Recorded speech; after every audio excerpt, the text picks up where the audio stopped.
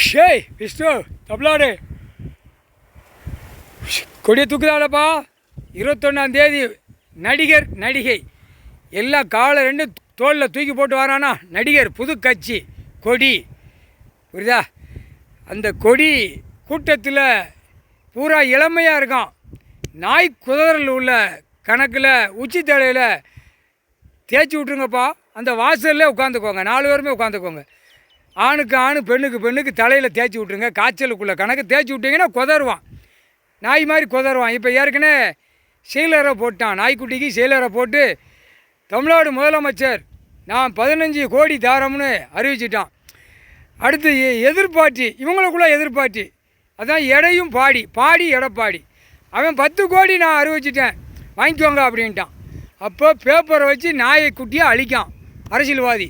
அப்போ இவனுங்களை என்ன செய்யணும், நாய் குதறில் உள்ள காய்ச்சலை உச்சி தலையில் 4 பேர் சேர்ந்து தேய்ச்சிருங்க. அரசியல்வாதி கொண்டு விடாமல் தேய்ச்சிருங்க. கூட்டமாக போயில கடிப்பான், கடித்து அந்த குதறல் விடுவார், குதருவான், சட்டையை கிழிப்பான், பேண்ட்டை கிழிப்பான், பெண்ணு போனால் ஆடையை கிழிப்பான். அந்த மாதிரி விட்டு கிழித்து நாசம் பண்ணி கந்தல் கோலமாக ஆக்கி விட்டுறணும். நம்ம போட்டோம்னா கணக்கு அவன் திருப்பி நடத்துதான். அதுக்கு வரக்கூடாதுல. கடவுளை அவமதிக்கலாமா? எல்லாம் அவமதித்து உட்காந்துருக்கிய. இப்போ அவமதித்த கணக்கில் இப்போ குதற விடுதாரு. குதறுங்க, மானிட போய் ஆணுமனு குதறு, ரோட்டில் குதறு, வீட்டில் உட்காந்து குதறு, தேட்டர்களில் குதறு. தேட்டர் 1 2 ஆரம்பித்து ஓட்டுதான்ல, அங்கேயும் போய் குதறு. எங்கெங்கே கூட்டமாக கோயில் காட்டுகளில் போய் குதறு, திங்கித இடத்துல போய் குதறு, கல்யாண கூட்டங்களில் குதறு, ஃபங்க்ஷன் வீட்டில் குதறு.